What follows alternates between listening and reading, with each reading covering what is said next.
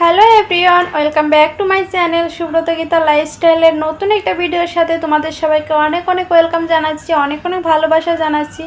তো বড়দের প্রতি শ্রদ্ধা, ছোটদের প্রতি অনেকটা ভালোবাসা জানিয়ে নতুন একটা ভিডিও স্টার্ট করলাম। আশা করছি তোমরা ভিডিওটা প্রথম থেকে শেষ অবধি আমার সাথেই থাকবে। তো তোমরা সবাই কেমন আছো কমেন্ট করে জানিও, আমরা তো খুবই ভালো আছি। আর আজকে দেখো সোজা কিচেন থেকে ভিডিওটা স্টার্ট করলাম, কারণ কি সকালবেলা থেকে প্রতিদিনকার যে বাসি কাজকর্ম থাকে সবই আমার কমপ্লিট হয়ে গেছে।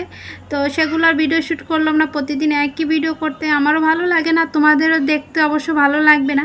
তো তার জন্য করে একটু একটু নিত্য নতুন যদি করা যায় তাহলে তোমাদেরও ভালো লাগবে আর আমার ভিডিও আপলোড করতেও ভালো লাগবে। কারণ প্রতিদিনকে যে ভিডিও আমি আপলোড করি বা ভয়েস দিতে যাই তখন খারাপই লাগে, একই রকম একই সবই হয়ে যাচ্ছে। তো তার জন্য করে একটু অন্যরকম করলে মনে হয় বেশ ভালো হয়। তো দেখো সকালবেলা বাসি কাজকর্ম সেরে রান্না করে চলে এসেছি, আর আজকে করব হচ্ছে এগ বিরিয়ানি। অনেক দিন ধরে করবো ভাবছি কিন্তু করা হচ্ছিল না, তো ফাইনালি আজকে বসিয়ে দিলাম। তো ভাবলাম যেহেতু ভাই এসেছে তো আমরা সবাই মিলে খেতে পারবো একসাথে করে, সকালে নাস্তার জন্য শুধু করছি।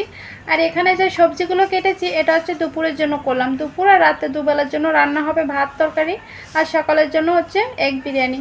তো চলো ময়লাটা গুছিয়ে ময়লা ঝুড়িতে রেখে দিই, তারপর কাজ করতে করতে তোমাদের সাথে গল্প হবে, কথা হবে। ভাই এখনও ঘুম থেকে ওঠেনি, মেয়েও ওঠেনি, বর তো ওঠেইনি।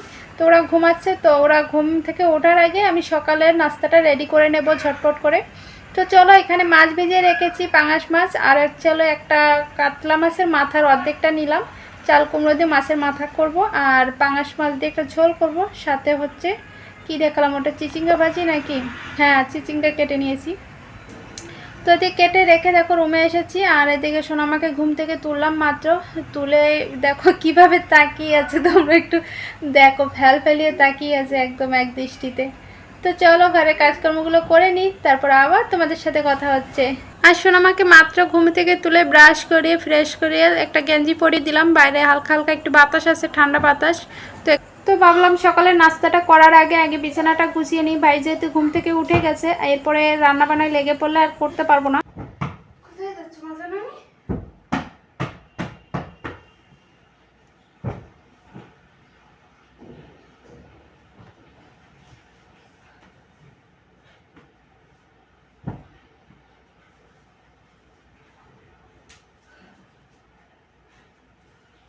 কি ওটা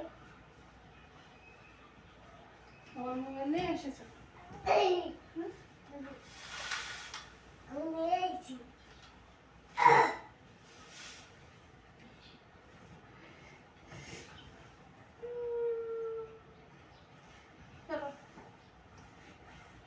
ভিডিওটা মতো করে দাও, বেশি হয়ে যাবে।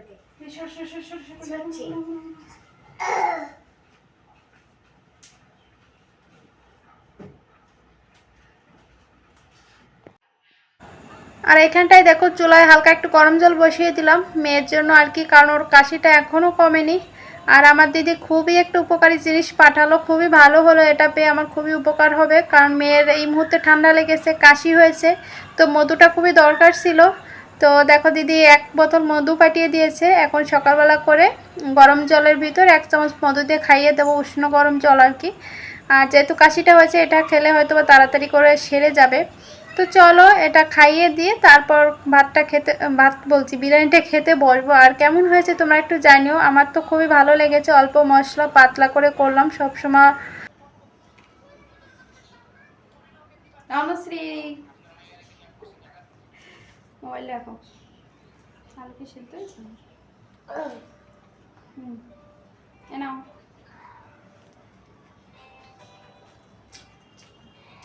মোবাইল দেখতে তো মুখের যে রিয়াকশন সেটা নাই। আর কেমন হয়েছে বলো?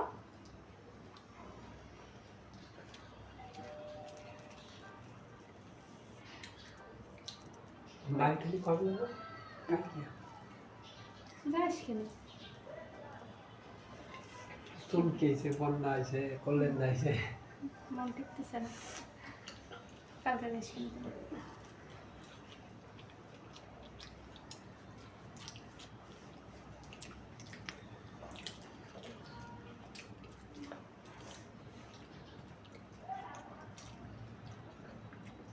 কি ঝাল লাগে?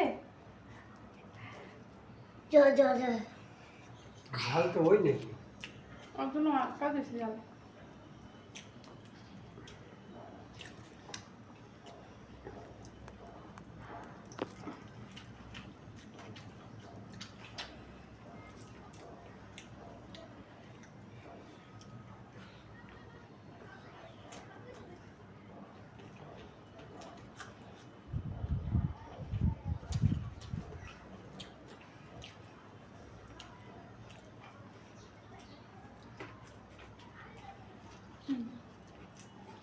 এত মোবাইল দেখতে হবে না। তো বন্ধুরা রান্নাবান্না কমপ্লিট হয়নি, অর্ধেকটা মানে হয়েছে আর কি, এক পদের তরকারি হয়েছে আর ভাত হয়েছে, মানে চুলোর উপর বসানো রয়েছে, ভাত প্রায় হয়ে গেছে। আর মাছটা ভাজি করে রেখে আসলাম। তো আর এখন জামা কাপড় কেচে নিয়ে ছাদে আসলাম। আর দেখো ছাদে কেমন মেঘ করেছে, ছাদে মেঘ করেনি, আকাশে মেঘ করেছে, ভালোই মেঘ করেছে, কি করব ভাবছি।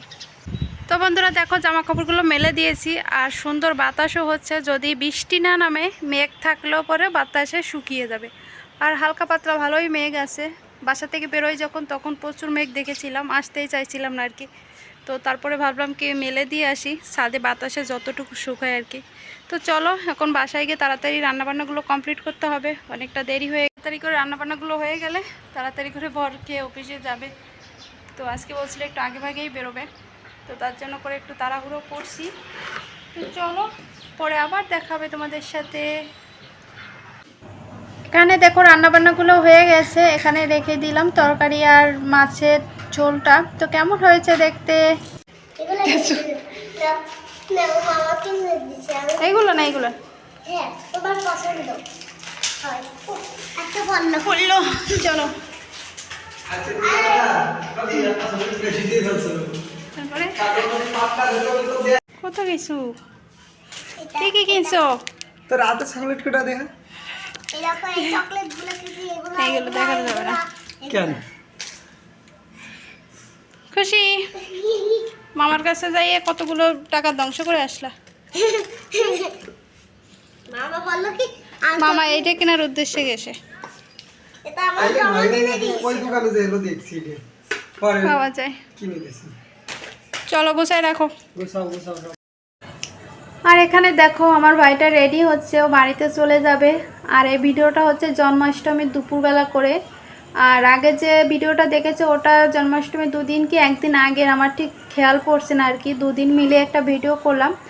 আর আজকে যেহেতু ভিডিওটা ভয়েস দিচ্ছি, তো জন্মাষ্টমীর দিন ভয়েস দেওয়ার কথা ছিল, তো ভয়েস দিতে বসে দেখি আমার ভিডিওটাই কমপ্লিট হয়নি, যেহেতু 10 মিনিটের ভিডিওতেই 6 মিনিটের মতো হয়েছে, আরও 4 মিনিট বাকি ছিল। তো ভাবলাম যেহেতু ভাই এখন রেডি সেডি হয়ে বাড়িতে যাচ্ছে, তো এখন ভিডিওটা শুরু করি, আবার পুরোটা কভার করে দিই। তো এখানে দেখো ভাই রেডি হয়ে নিয়েছে, আর আমার বড় যাবে একসাথে, দুজনেই বেরোবে, বাইকে গাড়িতে তুলে দিয়ে তারপর বর ডিউটিতে চলে যাবে। আর টিকিটেও মানে টিকিট কাউন্টারে ফোন করা হয়েছিল, টিকিটও কনফার্ম হয়ে গেছে। আর আজকে 12:40 আসছে গাড়ি। যাবা অনুশ্রী মামার সাথে? যাও চলে আসো দিদা বাড়িতে। চলো না তোর মন খারাপ হবে না এবার? হয় না। হবে? আজ সমস্যা নাই মাসি যাওয়ার সময় দিয়ে কান্নাকাটি করলা। আজ আমার তো আর ফোন দেওয়া লাগবো না আগে বলবো হ্যাঁ আমি আছি দাদা মামা সাবধানে যাবা, আর পৌঁছে ফোন করবা। রাতুল ফোন দিলে ধরিস কিন্তু, আবার ঘুমাই পড়িস না। সত্যি কথা বলতে মুহূর্তের ভিতর মনটা ভার হয়ে গেল, ভাই যেহেতু চলে গেল। আর বেশি সময় পাইনি মনটা খারাপ করার, কারণ কি আজকে ছিল জন্মাষ্টমী, দিদিদের বাসায় অনুষ্ঠান ছিল। তো ভাই যাওয়ার পর থেকে দুপুর থেকে আর কি রাত 12টা পর্যন্ত খুবই ব্যস্ততার ভিতর আমরা সময় কাটিয়েছি, তো তার জন্য করে মনটা খারাপ করার সময়টা পাইনি। তো যাই হোক একদিক থেকে ভালো হলো, মন খারাপ